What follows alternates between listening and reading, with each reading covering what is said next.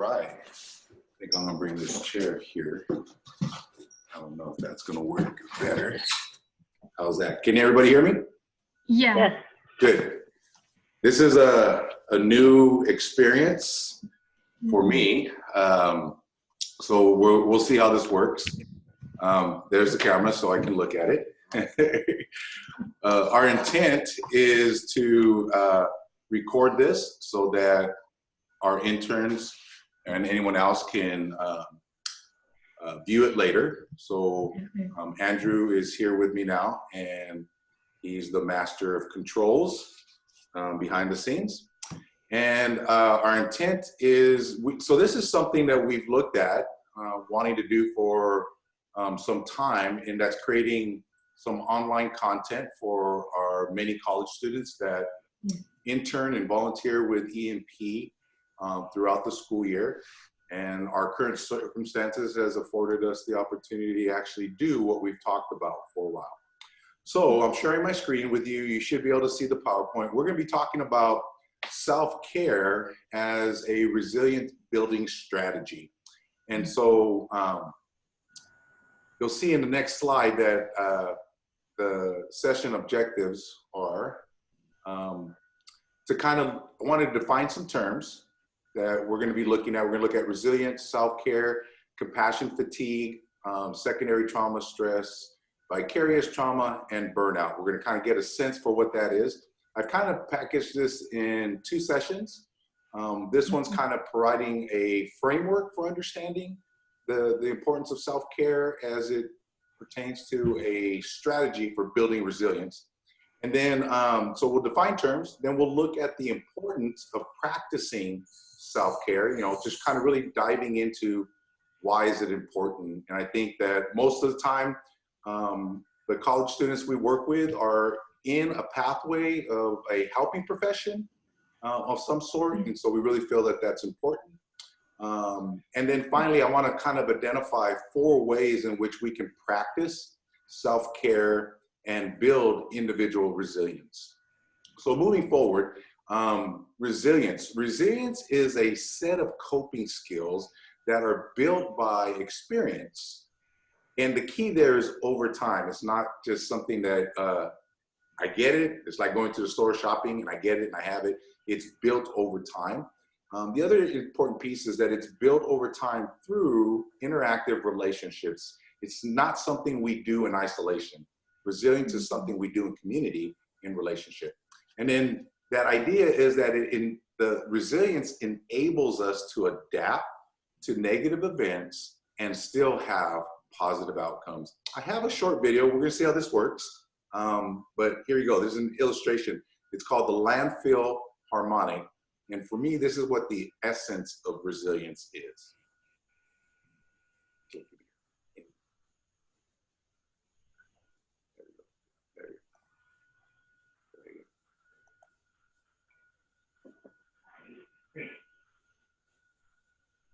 You're not hearing it because I turned my volume. Yeah. So we're going to move forward. This is one of the things that we're learning. But I'll put a link to the videos on YouTube. Really, it talks about a project that took place in Paraguay, where there was a very a small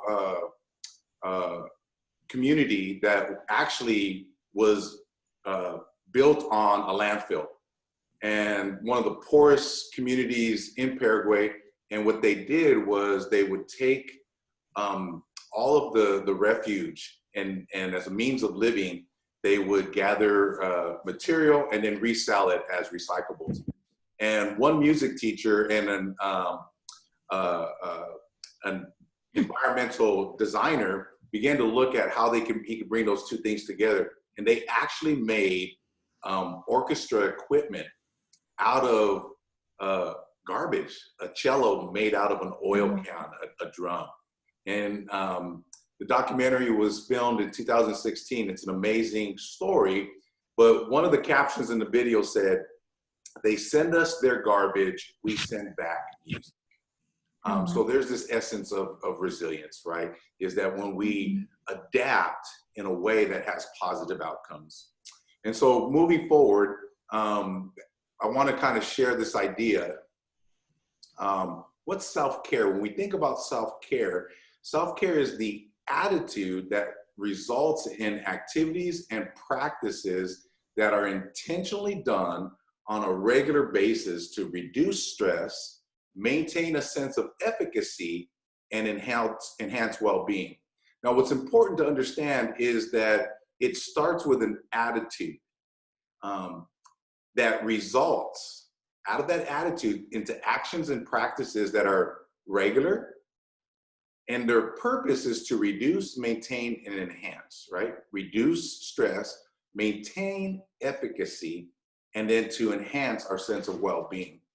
And I really think important to understand the idea of attitude. And so if we look at, I'm a word geek, and so if you look at the next slide, we're gonna talk about attitude from an etymology perspective, right? I want to kind of dive into that word, but when we think about attitude, it can be defined as the physical arrangement or posture, right? So it's a posture. Another idea of it is being a position that we assume, right, for a specific purpose, or feel. It can be understood as a feeling, a thought about a fact or state.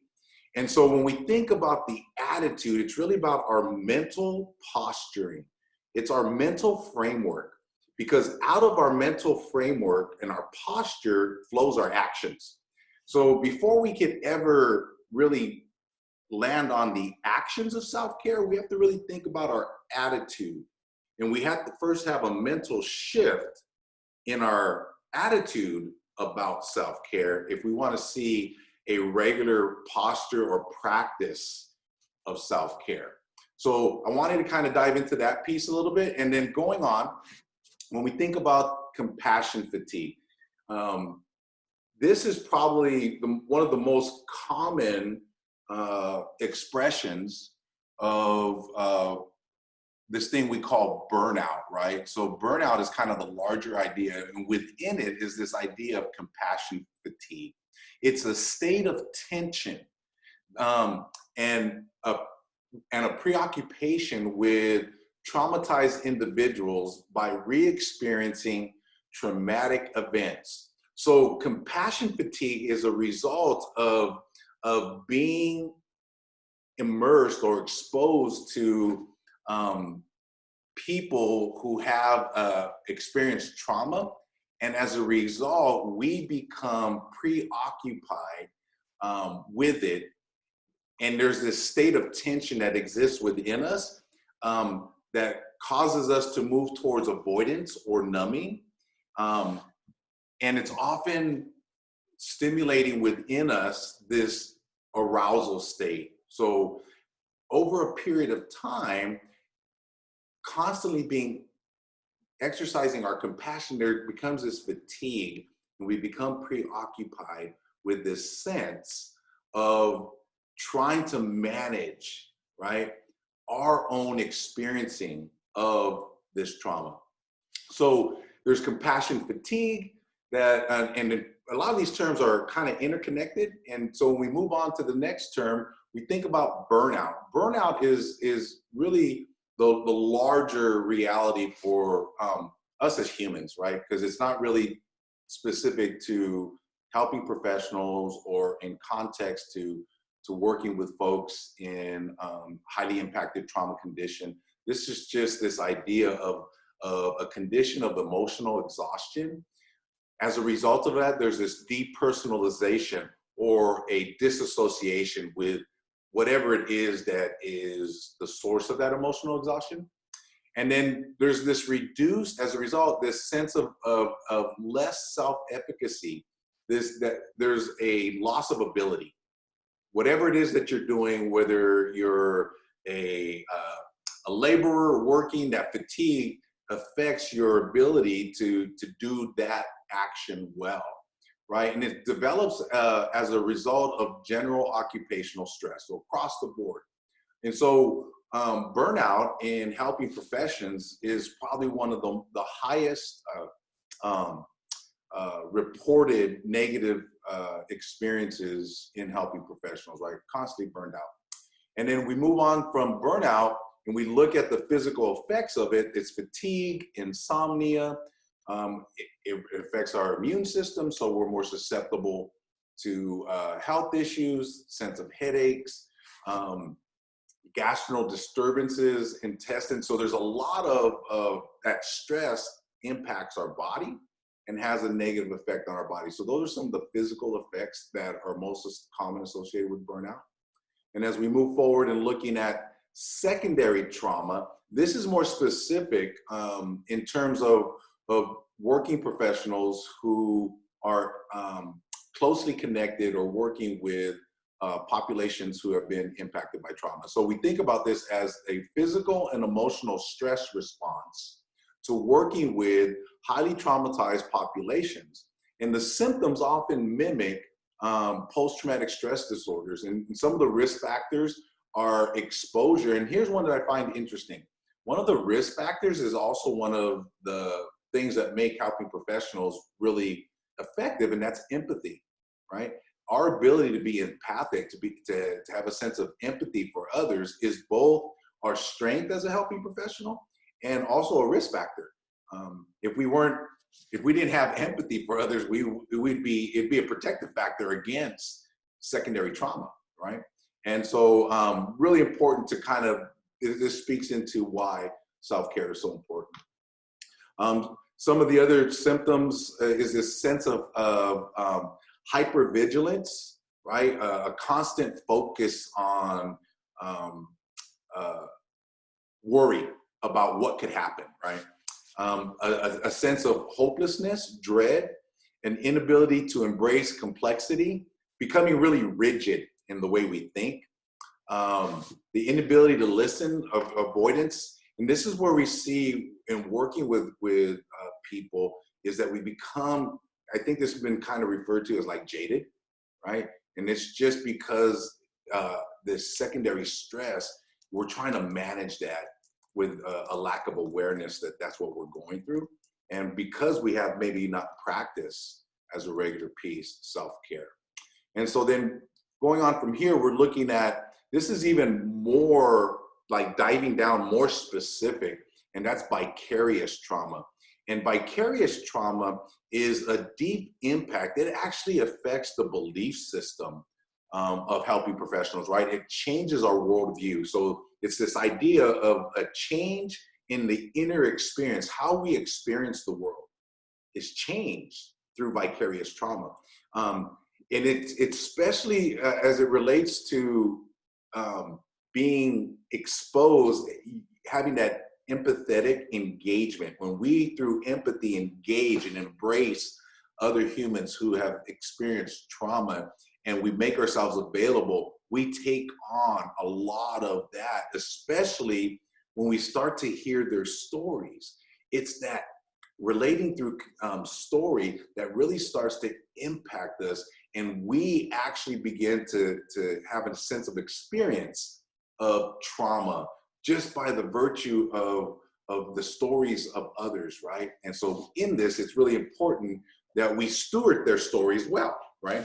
And so then as we think about this, when self-care is then taken in context to this, and then resilience, right? Resilience is that ability to have a good outcome. And so as we look at this next slide, here's some of the warning signs that your worldview has changed, right? Being afraid to take time away from your daily activities, right? This sense like, I have to be here, I have to do this. Thinking the worst in every situation. A lost sense of purpose from like why you do what you do. Decreased performance at work, constantly not getting enough sleep, always fatigued. An increase in arguments with your family, this kind of sense like they just don't understand, they don't get it. And the sense of isolation, right? Like you're in this, and that is some of the signs that we're experiencing vicarious trauma. And that's a result of just being exposed to the trauma of others, and especially their stories because of our empathy. And then, so as we think about this, go on. When we talked about the three things we want to do, now we want to look and move on to this idea of describing the importance of practicing self-care. So when we think about as helping professionals, why do we get into this field of work? Often it's because we have our own experience, we have our own life story with trauma, with adversity, challenges, right? And that has often propelled us towards, drawn us towards this sense of trying to have something greater come out of our stories, right? Something greater than the trauma itself, right? Something greater than the pain, so that there becomes some sense of purpose in our suffering. And so sometimes there's this deep sense that moves us without a full awareness. And so it's in that lack of awareness that we become susceptible to all of those other, the burnout, the vicarious trauma. And so as helping professionals, it's important for us to be able to take care and steward our own trauma stories, right? And our own experiences, so that we can stay effective. So often it's important because often we have our own stories. Often because we seek to avoid re-experiencing our own emotions, right? And so what happens is, as we step into the hurt and harm of others, unaware of what's drawn us to that area of helping, then we begin to avoid it. The very thing that drew us into others' pain and suffering, unaware of our own deep sense of pain, we begin to try to push away from that pain, and we end up pushing away from the ones that we want to help, right? And that's where that jaded piece comes in. So what we really want to understand is that I had a question. we want to have this deep sense of compassion, satisfaction. Real quick. It's the ability. Sorry. Compassion fatigue, is that more emotional, and then burnout is more physical?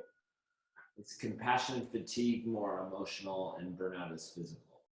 So yeah, they're like, one of the ways I like all those terms, right? If you think about a diamond, they're facets of a diamond, right? There's various characteristics, brightness of a diamond, the fire of the diamond, all these things. And so I think these all go into facets of some of the effects of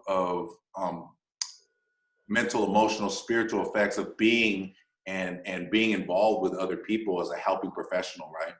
And so each one of them is a nuance and has more specific impact, right? Does that make sense? Yeah, okay. Yeah. And so then when we think about compassion, satisfaction, self-care is so important, because that very thing that drew us into a helping relationship with other people who are hurting is this sense of satisfaction that comes out of our own hurt, right? That there's some sense of meaning, that there's this sense of purpose. Sometimes there's this sense that if we don't do something effective and positive with our hurt and pain, it's just hurt and pain. But when we allow our hurt and pain through resilience to be an instrument of healing, it brings this sense of satisfaction in our own pain, right? That it was worth it. It almost kind of this sense that, man, you know what? I wouldn't wish this pain on anybody. And since I have this opportunity, this is my reality, what can I do with it to bring some purpose to it, right? And that's that compassion, right, that allows us to have that. But when we have compassion fatigue, we miss that sense of satisfaction, and it becomes a drain on our ability to do the very things that we're hoping for, right? So it's important because we want to cultivate compassion, satisfaction, rather than burnout, right? All right, so what do we do? We need to prioritize self-care. You know, and I've heard it said in a couple different ways that self-care is not selfish, right? And I've often said that self-care is the most selfless thing that we could do for someone else, right? So that we can bring our best self into a relationship where we can help support and encourage others as they're walking through their journey, right, of pain and suffering and coming to a place of healing. So we need to prioritize self-care at an individual level, at a professional level, and then also as an organizational level, right? Because often the institutions or in those arenas in which helping professionals find themselves are they themselves traumatizing. You know, think of child welfare systems, you think of even the education system, just by virtue of being in a institutional organization has its own levels of stress. And then when you're working with people who come into those organizations seeking help for their trauma, then it's exponentially impacted. So we need to prioritize self-care first for myself on a personal level, on a professional level, and then in a sense of community, both in our organizations and then throughout our neighborhoods. And so it's important because it affects turnover, right? And if you think of some of the professions that some of you may be choosing to go into, when you think about the lived experience of someone who's been in a helping profession for a number of years, they begin to have a greater efficacy, a greater ability to achieve outcomes, those desired outcomes, right? And so when we have a high turnover of helping professionals that don't then develop the capacity within those systems to actually get good outcomes, and most often they're the young, idealistic, helping professionals who go into these systems wide-eyed and excited about making a difference, and then they get into the system that just grinds them down and burnout occurs. And unfortunately, many of those inexperienced individuals stay at that, they're usually at that entry level. And so those are the ones on the front line that are doing direct service often to clients and people who are hurting, but yet they have the least amount of experience and capacity. And so if we could help to retain more helping professionals, then the whole system gets better and we get better outcomes, right? So self-care is important as we reduce turnover. And then, you know, it's important because safety is paramount, right? Our own safety as we step into these spaces is important, right? If we want to fulfill this sense of calling and what we've been called to do, then we have to protect ourselves, right? So that we can continue to do the good work that we feel called and passionate about doing. So we need to make sure that our physical safety is there, because stress and trauma has an impact on us physically. Our psychological, mental, emotional state, right? Our social, a lot of helping professionals begin to really have diminished social capacity. Their circle is filled with other people who are in that field, and they really feed on each other, unfortunately, sometimes in a very unhealthy way, right? And so it's important that we have a healthy social piece, but then also it can affect our morale, our moral, right? Like sometimes in an attempt to meet that need that's coming from stress, we may do some things that just normally we wouldn't do. Just a story the other day, out of Madera County, child welfare, right? There was a number of calls for through the CPS helpline that just got pushed aside. And I believe that person was under a lot of stress and made a poor choice, right? A poor moral choice that led to legal consequences. This individual is currently under investigation for neglect as a social worker, right? And criminal neglect, because, you know, kids could be hurt. So really important. These are the important reasons for it, right? All right. And then lastly, as we look at moving into this idea, is identifying 4 ways in which we can practice self-care and build individual resilience. I think I mentioned at the beginning of this that I wanted to kind of do this in 2 parts. I kind of wanted to create a framework for this, a container, if you will. And then the next session, I want to kind of dive a little bit more into some more tangible practices. But I want to kind of come back and revisit this definition, right, of resilience as a set of coping skills that are built. That's key. They're built And they're built by the experiences that we have, that we create. We create experiences, right? And as a result of those experiences, they enable us to adapt and have positive outcomes. So here's what I want us to take away, right? So if self-care, what's the outcomes of self-care? Well, self-care is what we do in order that we might be more effective, have better outcome, be able to help others, right? And we understand that as a positive outcome. So that's why we're saying it's a fundamental building strategy for resilience. Resilience is our ability to have good outcomes in light of the difficulties that we're facing, right? And as helping professionals, that's the reality that we're going to find ourselves in, right? So I want to kind of, again, I said I was a word geek, so I want to play with some words a little bit. As we look at the next slide, this idea, back one at the double tap. So I love entomology, right? Entomology is the study of the word's history, right? And to give you an idea what this looks at, it starts to look at like its word origin. So the word entomology actually comes from two Greek words. One of them, the first one, has this idea of the true sense of a word, right?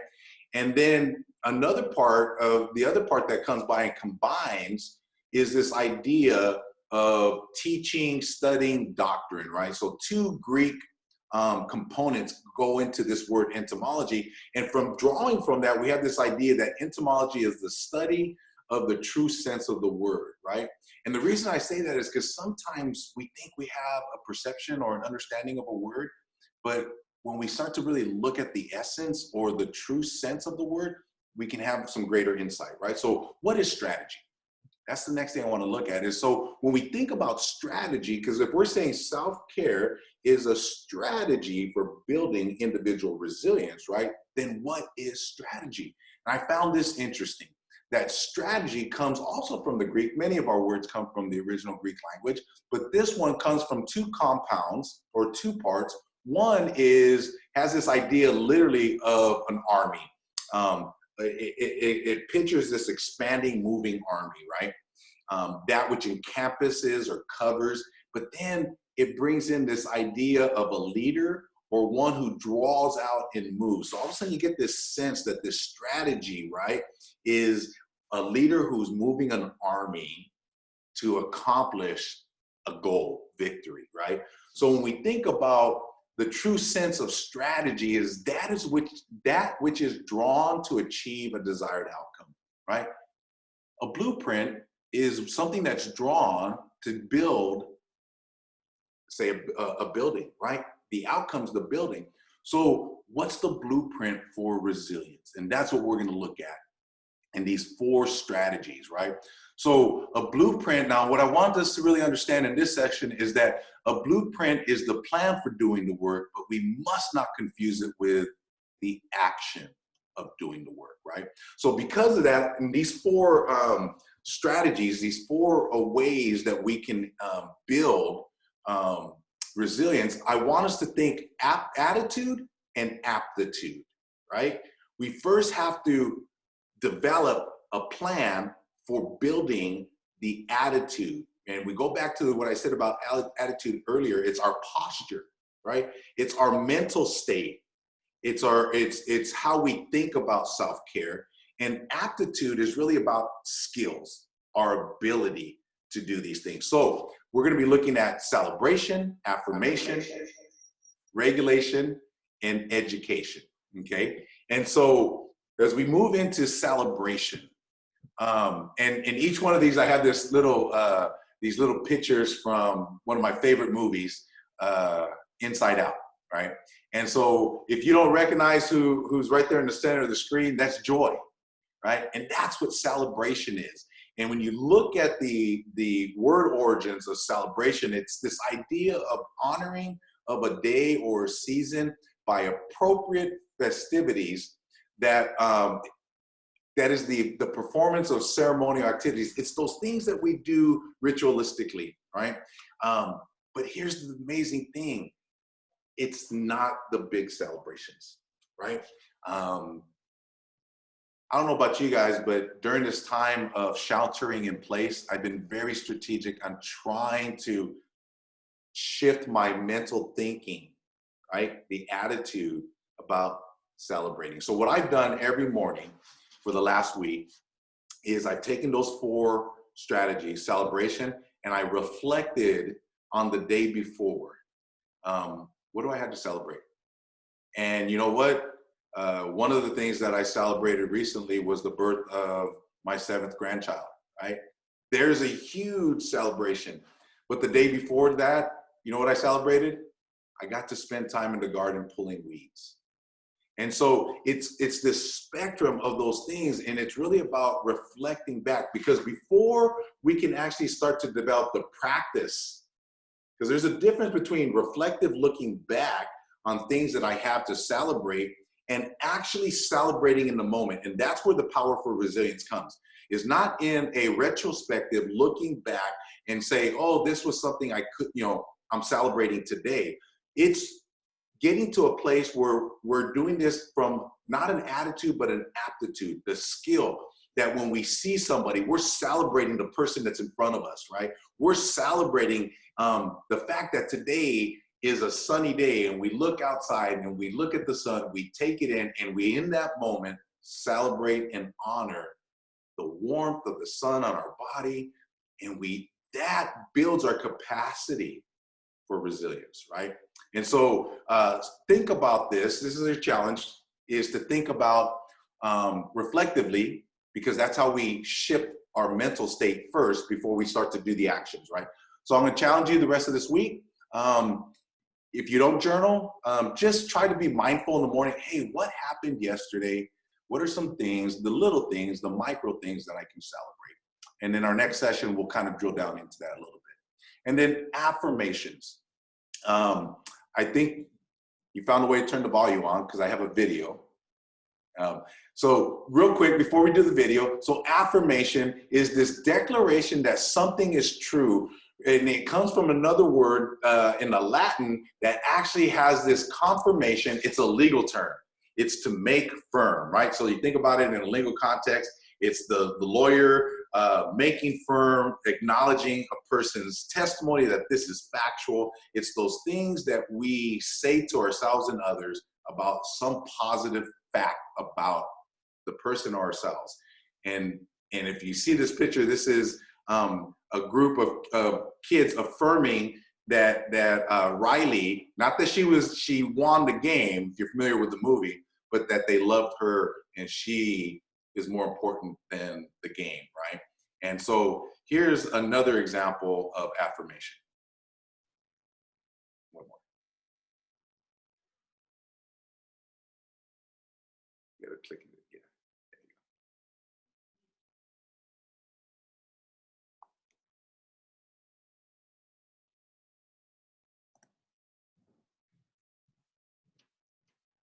Now my whole house is great. I can do anything good.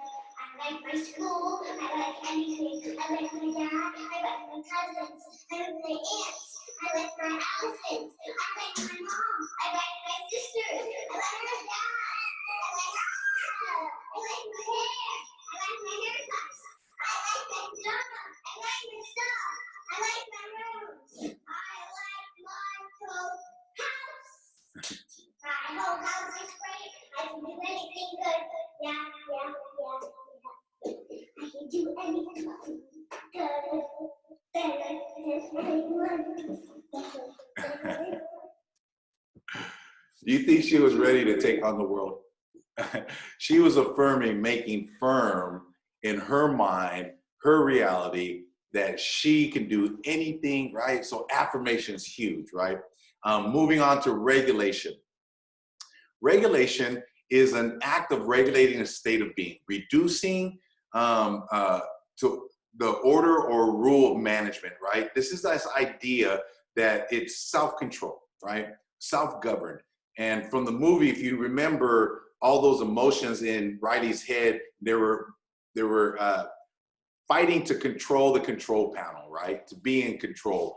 And so this is when we think about regulation, because of stress and the things that we're exposed to, there's all these different experiences and emotion that are fighting for control of how we respond, how we behave, our actions.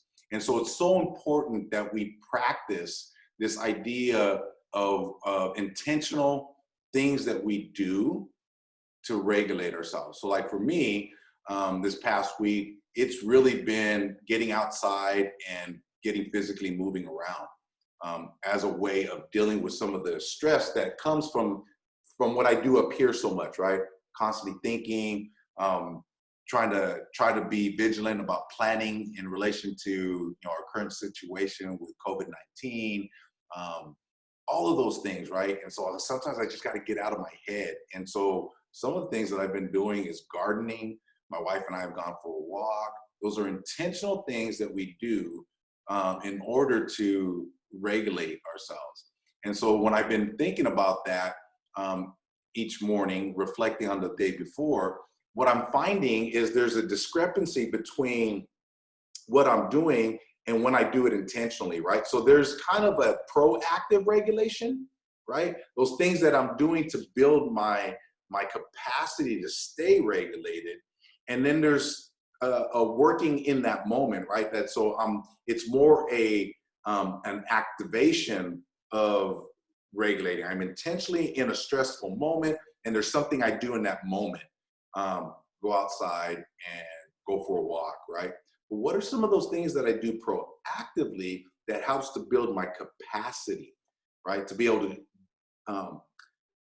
to endure more stress, right? The ability to hold more stress and still function well. So when we think about regulation, that's what we're thinking about. What are some things that I do preventatively, right?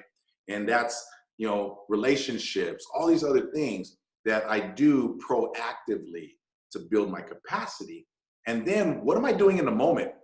I got this stressful thing right now. Hey, I'm at that place. I'm still within my capacity, but I have to do something right now to manage my stressors because it may push me over my capacity. Does that make sense? And then moving on to education. Now, education is really important. When we think of the original word, it's this idea of child rearing, training, of instruction. It's this idea of social codes and manners. And I like this part. It's this systematic schooling and training. What are we doing? What are we doing daily to learn more about how it's about insight to ourselves, insight to our own stories, our own narratives of trauma. It's both implicit and explicit learning, right? The explicit learning is like, what am I doing to intentionally gain some knowledge about, maybe it's the nervous system, maybe it's about trauma. There's an intentional and very explicit goal of learning, right? And so, learning about the brain, learning about the physiology, learning about culture, right? Those things that all are going to end up being part of my toolbox on how I can provide self-care, learning about self-care, learning those things that I enjoy, right? But then, and probably more importantly, is the implicit learning. And that's that insight that comes as a result of living out in this new information. So I learned something. And to share a quick illustration of this is I was talking with someone very close to me, and we had two different perceptions on what took place, right? And as I was walking away frustrated in their response, implicitly I made a connection. This person took it personal, right? They took my way of dealing with stress, and I was in my head thinking, and because I was lost in my head and the answer was not there for me to find, instead of saying, hey, I got to go walk over here and think about it, I just walked away because I was stuck in my head. I wasn't thinking how somebody else would take that. So then that person got upset with me. And in that moment when they shared that they were upset with me, I'm like, what's wrong? I didn't do anything wrong. But as I was reflecting, I had some insight, and there was an implicit learning. They took it personal. Okay, hang on. and we went back, we were able to talk through it, and we both came out of that more resilient, right? So when we think about education, so that self-care, right? Celebrate. We need to intentionally shift how we think about celebration so that we can then begin to celebrate more regularly the little things in life for joy. We need to change the way we think about affirmations for ourselves and others so we can then affirm others, right? We need to change first a mental shift about regulation, right? So that we can start to practice regulation both proactively and actively, right? And then finally, we need to shift our attitude about education, right? So that we can then do both the implicit learning through reflective practices, contemplative practices, thinking deeply, and coming to new insights. And then what are we engaged in? When we take those 4 strategies, create a blueprint, we have a battle plan for building resilience. So that's kind of where we're at. I saved the section for some questions, I thought. So I think we're on time here. Questions, thoughts that anybody has? This is all new.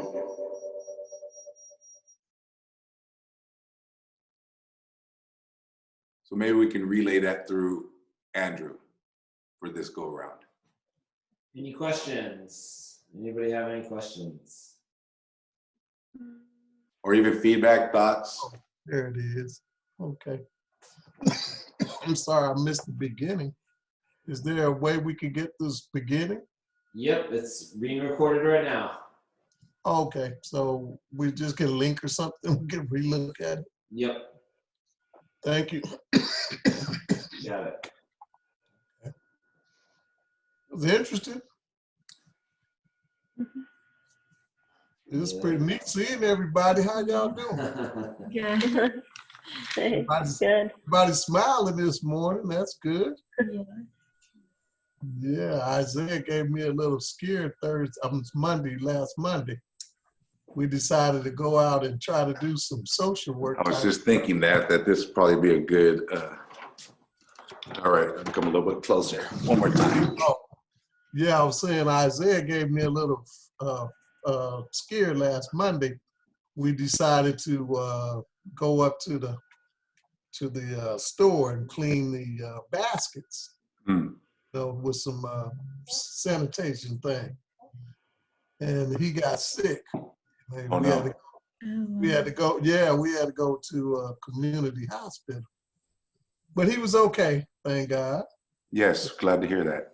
Yeah, so now I'm only doing telephones and television type things, and I found that you can get a lot of my clients, elder, senior type people. Yeah. They give me their phone numbers, and I just call them and talk to them. They don't really know me. Yeah. So anyway, I wanted to bring that up to you, Emily. You might can get some hours doing that, just talking to the seniors, because you know when you get old, you lose a lot of your friends. We don't really have nobody to talk to. So just to check in on them, make sure they're okay, that type of thing. Yeah. Okay. That's good. That's good. So that was it. It's just good to see everybody. I've been locked up in the house. I only go out for necessary things. Anybody know where you can find water at these days? Yeah, they should be restocking stuff. I know people went a little crazy like a week and 2 weeks ago. Yeah, I went out to the cleaners. And there was a Save Mart down right in the same lot, and I got lucky. They had a couple of 24 packs. Yeah. They let us have 2 of them, but all the other stores I haven't seen it. Yeah.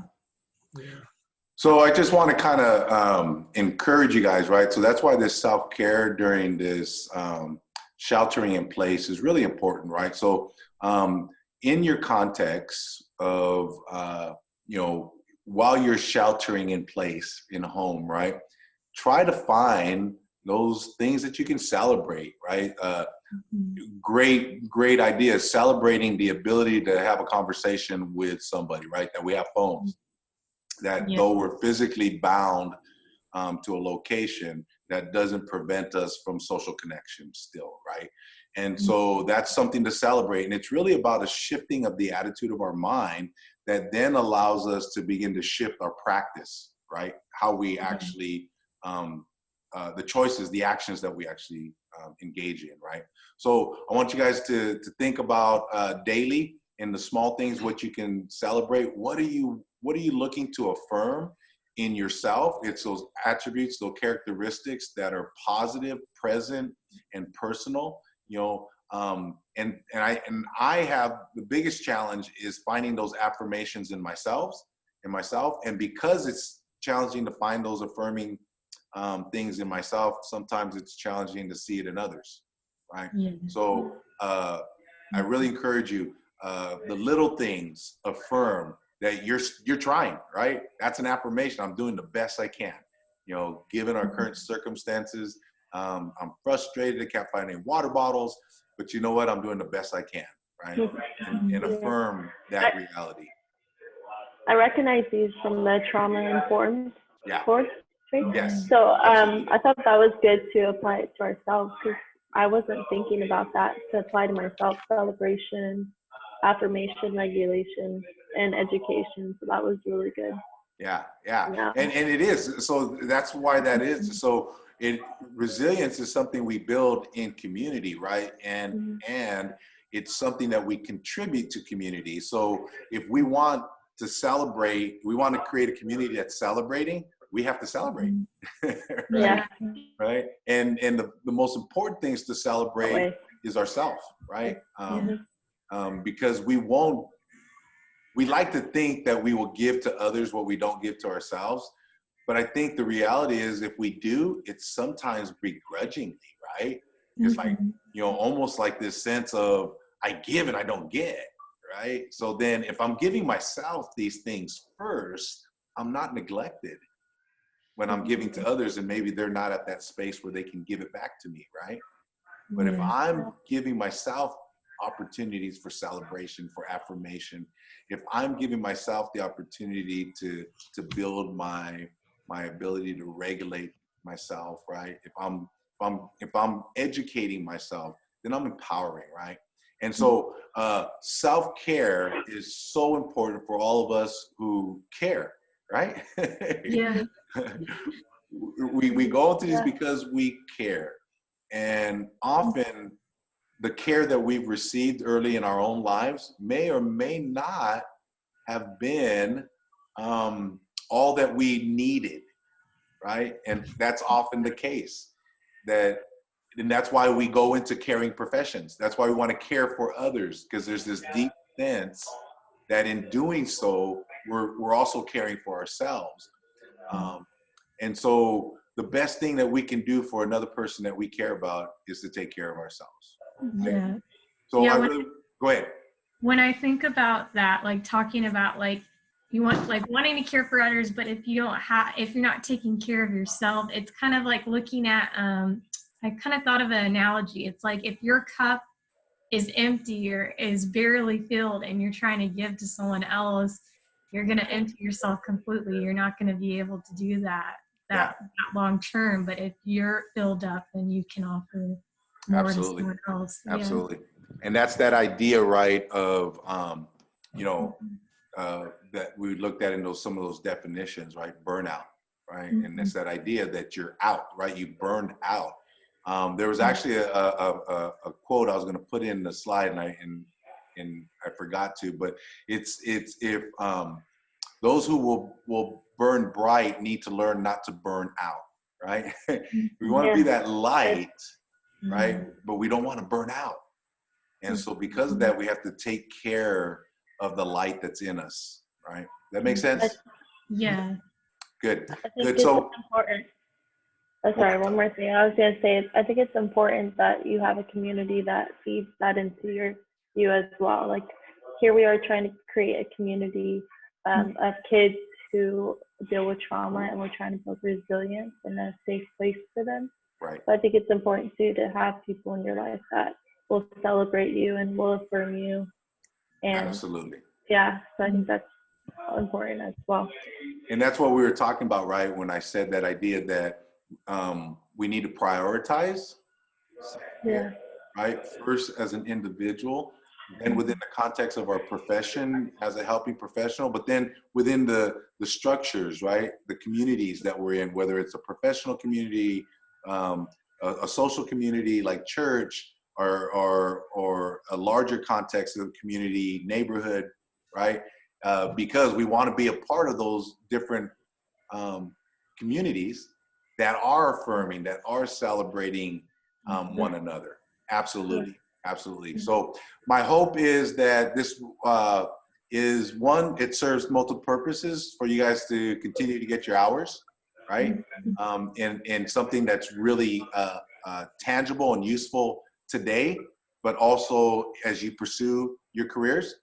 Secondly, that we're creating content to be able to use, and there's a resilience, right? We are having to do this because of the requirement to shelter in place, but we're doing it today, and there'll be a benefit for tomorrow, right? We were looking at, here's the difficult situation we're in, but hey, this gives us the opportunity to provide this content for other interns as they're coming in, that maybe aren't able to get to particular events. As you guys were thinking about, am I gonna get enough hours? We now are gonna have some video content that future interns will be able to utilize as part of our orientation and onboarding in the future, because we're confident that there is a future for us, right? It may not look like what we came out of, but there is definitely a future. There's still a need to help others and care about others. So I just want to affirm that. Thank you guys for joining us this morning. Thank you for your heart as helping professionals, compassionate people. And so just continue to take care of yourself and your loved ones. Be safe, and we will connect again soon. Thank you. What do we do from here, Brian? Do we need to write something or what? You know, I think that'd be a great idea, just to kind of process through Wait, that. I didn't mean to get y'all no additional work. No, I think We'll take it. that'd be again, looking at your hours. I was just curious, how do we get hours?